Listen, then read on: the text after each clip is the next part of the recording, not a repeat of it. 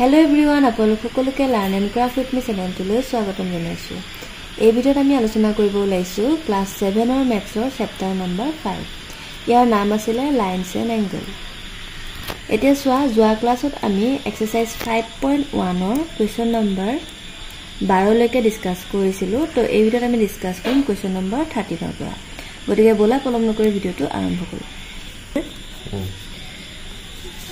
ইয়াতে question number 13 দিছে যে the ratio of two complementary angle is 4:5. Find the angles. মানে কি কৈছে যে the ratio of two complementary angle. দুটা complementary angle তোমাৰ ৰেশিওটো দিছে, অনুপাতটো দিছে। কিমান বুলি দিছে? 4:5 বুলি দিছে। ঠিক আছে। এতিয়া গতিকে কোন দুটা মান উলিয়াব লাগে।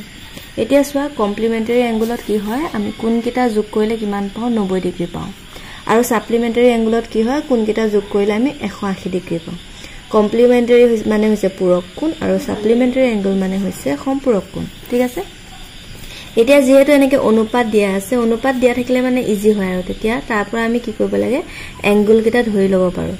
এটা লিখিবা ধৰু কোণ কেইটা বা ইংলিশৰ মিডিয়াম বিলাকে লিখিবা লেট দা এংগলস। ঠিক আছে। কোণ কেইটা কি কি বুলি ধৰিছো 4x আৰু আনটো হৈছে 5x। হল কোন দুটা 4x আৰু 5x বুলি ধৰি লৈছো। তে according to question এতিয়া আমি কি কৰিব লাগিব দুইটা কোণ যোগ কৰি দিব লাগিব। মানে 4x + 5x = কিমান হ'ব 90 ডিগ্ৰী। যেটো কমপ্লিমেন্টাৰি এংগল বুলি কৈছে গতিকে 90 ডিগ্ৰী লিখিবা। এতিয়া দুটা পূৰণ কৰা 5 4 9 মানে 9x = 90 ডিগ্ৰী। ইয়াতে 9 টো পূৰণ হৈ আছে সমান চিহ্ন ইফালে গলে হৰণ হৈ যাব। 90 ডিগ্ৰী ডিভাইডেড বাই 9। এতিয়া সো 9 ৰে ইয়াক কাটা 9 10 গুণ 90। এতেকে x = হৈ যাব 10 ডিগ্ৰী। এতেকে কোন কিটা মান কিমান পালা?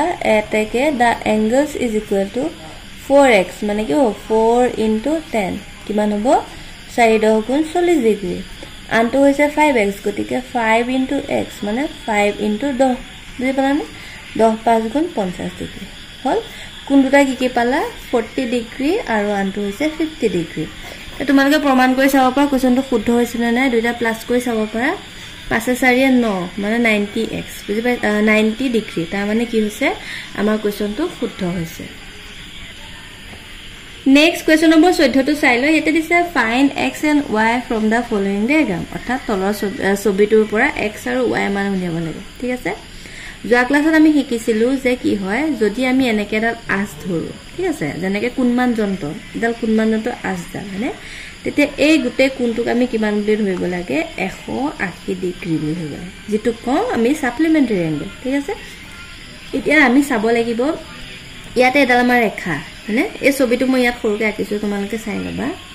এডাল ৰেখা হল ওপৰখিনি বাদ দিছো আমি তলখিনি আঁকিছো। হল ইয়াতে এই কোণটোক y বুলি লিখিছে দেখিছা আৰু এই কোণটোক লিখিছে 40 বুলি। ঠিক আছে। এতিয়া আমি যদি চাও y আৰু 40 যদি আমি যোগ কৰি দিও তেতিয়া হলে আমি কিমান পাব লাগিব জানানে 180 ডিগ্ৰী পাব লাগিব। গতিকে ইয়াৰ ওপৰত বেছ কৰি পেলাই আমি y মানটো উলিয়াব পাৰিম। বুজি পাইছানে? এনেকে লিখিবা যিহেতু 40x + y 40 degree + y degree = 180 degree. ইয়াৰ পৰা y মানটো উলিয়াই লোৱা 40 টো প্লাস হৈ আছে সমান চিহ্ন ইফালে লৈ যোৱা কি হৈ যাব প্লাস টো মাইনাস হৈ যাব -40 ডিগ্ৰী। হল তেটো মাইনাস কৰি দিয়া কিমান হ'ব 8 4 গল থাকিল 4 1 মানে 140 ডিগ্ৰী। বুজি পালা? y মানটো পাই গলা 140 ডিগ্ৰী। হল তে এই কোণটো মান উলিয়াব লাগিব। এতিয়া আমি আকৌ যদি চাও যোৱা ক্লাছত আমি শিকিছিলো বিপৰীত কোণৰ বিষয় হয়নে? বিপৰীত কোণ কাক কয়? যে দুডাল ৰেখাই যদি এনেকে কটাকটি কৰে মানে যেটো ছেদবিন্দু উৎপন্ন হয় তাৰ যিকিটা বিপৰীত এংগল এটো কোণ বা এই দুটা কোণ এটো কোণ ইহতক আমি কি বুলি কওঁ বিপৰীত কোণ বুলি কওঁ। তে ইয়াতে যদি আমি এনেকে চাই লও এডাল আৰু এডাল ৰেখা দুডাল ৰেখা আছে দুইডাল ৰেখা এটো বিন্দুত কাটিছে গতিকে এটো কোণ আৰু এটো কোণ আমি কি বুলি ক'ব পাৰো বিপৰীত কোণ বুলি ক'ব পাৰো। হল বিপৰীত কোণ হোৱাৰ কাৰণে x ৰ মানটো কিমান হৈ যাব জানানে একে হ'ব। বুজি পাইছানে? গতিকে ইয়াতে আমি লিখিব পাৰিম 40 ডিগ্ৰী। ইয়াতে লিখিবা যে বিপৰীত কোণ। বুজি পালানে? বিপৰীত কোণ হোৱাৰ কাৰণে দুইটা মান একে হ'ব। এনেকৈ শৰ্ট কোৱেশ্চন আহিব পাৰে তোমালোকে চাই লবা। হল বি নম্বৰটো চোৱা এনেকে এটা চিন দিয়া হৈ আছে। এই চিনটো মানে কিমান ডিগ্ৰী বুলি গম পাবা 90 ডিগ্ৰী বুলি গম পাবা। হল ইয়াৰ পৰা xৰ মানটো উলিয়াব দিছে আৰু ইয়াতে এডাল আঁচ দিয়া হৈ আছে তাৰ মানে আঁচডালৰ ভ্যালু মানে মিনিংটো কি যে গুটেই এই ডাঙৰ যেটো কোণ হ'ব সেই কোণটোৰ মান কিমান হ'ব 180 ডিগ্ৰী হল গতিকে গুটেইটা প্লাস কৰি দে ইকুৱেল টু 180 ডিগ্ৰী পাতা তোমাৰ আনসাৰটো ওলাই যাব হল তে পাতা গুটেইটা এজ ইট ইজ পাতা 90 degree plus 55 degree plus x degree is equal to 180 degree হল দুটা প্লাস কৰা কিমান হ'ব 9 পাছে 14 মানে 145 plus x is equal to 180 degree hall 145 degree তো প্লাস হৈ আছে সমাজনৰ ফালে লৈ গলে হৈ যাব কি মাইনাস গতিকে মাইনাস 145 ডিগ্ৰী হল তো মাইনাস কৰি দিয়া 10 শূন্য পৰা 5 না যায় 10 হল 10 5 গল থাকিল 5 ইয়াতে গলে 7 7 ৰ 4 গল থাকিল 3 গল গতিকে x ৰ মানটো কিমান আহি গল 35 বুজি পালা এটো হৈ গল ইয়াৰ আনসাৰ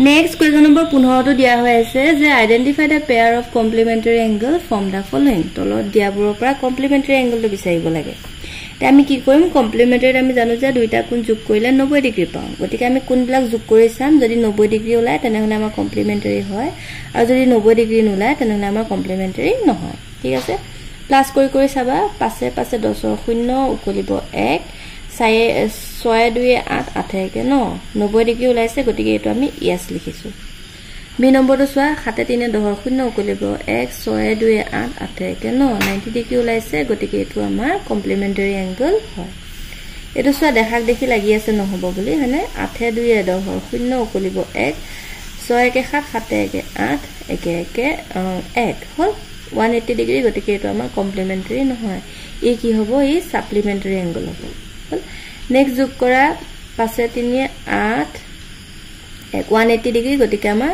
কমপ্লিমেন্টাৰী এংগল নহয় নেক্সট 16 টো একে ইয়াটো আমাৰ সাপ্লিমেন্টাৰী হয় নে নহয় উলিয়াব দিছে প্লাস কৰি যাবা সাপ্লিমেন্টাৰী কাৰণে কিমান হ'ব লাগিব 180 ডিগ্ৰী গতিকে ইয়াতে সোৱা 180 ডিগ্ৰী গতিকে এটো সাপ্লিমেন্টাৰী হয় নেক্সট সোৱা 7 3 10 0 উকলিব 1 6 2 8 8 কে 9 1 এটো বেলেগ ওলাই গল হয়নে গতিকে এটো নহব নেক্সট সো 8 2 10 0 উকলিব 1 6 কে 7 7 কে 8 1 গতিকে এটো কি হ'ব yes নেক্সট 45 কিমান হ'ব 90 এটো গতিকে নহয় বুজি পালা এটো হৈ গল ইয়াৰ আনসাৰ আজিলৈ এইটো ভিডিওটো চাই বহুত বহুত ধন্যবাদ নেক্সট ক্লাছত আমি এক্সাম্পল 5.2 পৰা ডিসকাস কৰিম and thank you for watching and study well